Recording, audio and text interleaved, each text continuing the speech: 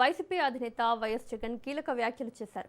కూటమి ప్రభుత్వంపై ప్రజల్లో తీవ్ర వ్యతిరేకత ఉందని జగన్ అన్నారు. స్థానిక సంస్థల ఎన్నికలకు పార్టీ శ్రేణులు సిద్ధం కావాలని పిలుపునిచ్చారు.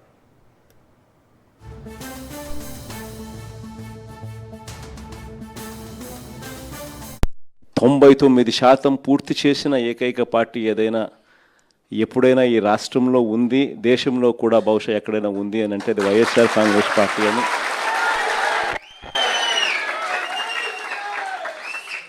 సగర్వంగా చిరునవ్వుతో ప్రతి ఇంటికి వెళ్ళి మా పాలనలో ఇలా జరిగింది అని చెప్పి కూడా గొప్పగా మనం చెప్పుకోగలుగుతాం. ఈరోజు మన పాలనకు చంద్రబాబు నాయుడు గారి పాలనకు తేడా ప్రతి ఇంట్లో కూడా కంటికి కనిపిస్తూ ఉంది. ఎవరైనా చంద్రబాబు నాయుడు గారిని అడిగితే రెడ్ బుక్ రాజ్యం, ప్రశ్నించే గొంతు మీద కేసులు, అక్రమ కేసులు, మామూలు కేసులు కూడా కాదు, అక్రమ కేసులు, అరెస్టులు రొటీన్గా సాగుతూ ఉన్నాయి. ఈ లెవెల్లో రొటీన్గా సాగుతూ ఉన్నాయి అని అంటే లా అండ్ ఆర్డర్ అనేది గాడి తప్పింది. ఎందుకనంటే ఎప్పుడైతే పోలీసులను నువ్వు ఈ మాదిరిగా ఉపయోగించుకోవడం మొదలు పెడతావు అప్పుడు ఆటోమేటిక్లీ గాడ్ అనేది తప్పిపోతుంది. ఈరోజు గాడి ఏ స్థాయిలో గాడి తప్పిందో మీరంతా కూడా చూస్తూ ఉన్నారు. మీ రాజమండ్రిలోనే జరిగిన ఘటన చిన్న ఉదాహరణ చెప్తా. ప్రియాంక అని చెప్పి డాక్టర్ ప్రియాంక అని చెప్పి ఓ పోస్ట్ గ్రాడ్యుయేట్ స్టూడెంట్ కళ్ళ ముందర కనిపిస్తూ ఉంది. సోషల్ మీడియాలో వీడియోస్ చూస్తే వైరల్ అవుతూ ఉన్నాయి. వీడియోస్ చూస్తే నిజంగా బాధ అనిపిస్తుంది. తాగిన మైకంలో మత్తులో, అది మరి గాంజాయా లేకపోతే మద్యమా ఏమో కానీ ఆ మత్తులో గుద్దడం ఒకసారి కూడా కాదు, గుద్దిన తర్వాత మళ్ళీ గుద్దుకుంటూ వెళ్ళిపోవడం. అటువంటి వాళ్ళ మీద చంద్రబాబు నాయుడు గారి గవర్నమెంట్లో ఏం కేసు పెట్టినారు? సరైన సెక్షన్లలో కేసులు కూడా పెట్టే కార్యక్రమం కూడా జరగల.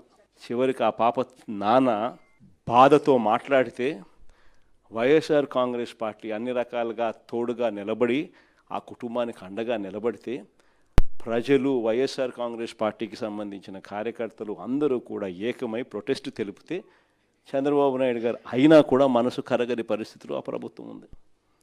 మరోవైపున చూస్తే దొంగ కేసులు ఏ స్థాయిలో ఉన్నాయి.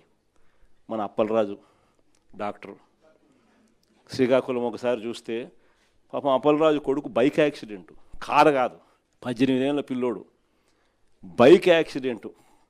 పాపం బైక్ యాక్సిడెంట్ పొరపాటున జరిగితే వెంటనే ఆ పిల్లోడు 108కి వెంటనే ఆ పిల్లోడే ఫోన్ చేసినాడు. ఆపి ఆ ఒక గొర్రెల కాపర్ని గుద్దిన అతన్ని పాపం తానే సిపిఆర్ కూడా చేసినాడు. మళ్ళా అప్పలరాజే మళ్ళీ పోలీసులకు కూడా ఫోన్ చేసి కూడా పిలిపించినాడు.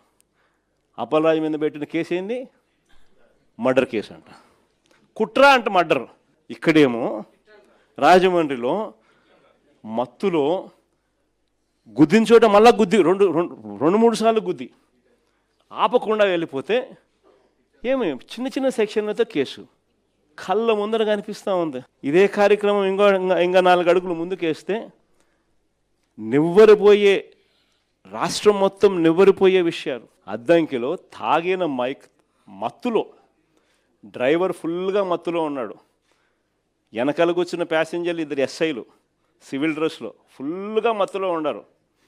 వాళ్ళ కారు ఆటోను గుద్దినప్పుడు గ్రామస్తులు అందరూ చుట్టుముట్టినారు. డ్రైవరు మత్తులో ఉన్నారు, ప్యాసింజర్లు మత్తులో ఉన్నారు. డిక్కీ ఓపెన్ చేస్తే డిక్కీలో గంజాయి, డబ్బులో పోలీసు యూనిఫాము ట్రాన్స్పోర్ట్ చేస్తున్నది ఎవరు? కారులో ఉండేది ఎవరు? 2 ఎస్ఐలు. ఫోన్ చేస్తే సిఐ వచ్చినాడు. సిఐ వచ్చి ఏం చెప్తాడు? వీడియో తీయాకంటాడు. వీడియో తీస్తే కేసులు పెడతామంట. ఆ ఎస్ఐని సీన్ నుంచి తప్పించింది ఎవరు? తెలుగుదేశం పార్టీకి సంబంధించిన నాయకులు, వాళ్ళ కారు. ఇంతవరకు కేసులే, ఇంతవరకు గతిలే, అతిలే. కేసే లేదు, గతి లేదు, అతి లేదు. అసలు ఇది జరిగింది అన్నది కూడా ప్రజలు మర్చిపోవాలా అని చెప్పి ఆలోచనతో దాన్ని పక్కదోవ పట్టించే కార్యక్రమాలు కళ్ళ ముందర కనిపిస్తూ ఉంది. రాష్ట్రంలో జరుగుతూ ఉన్న ఘటన. మన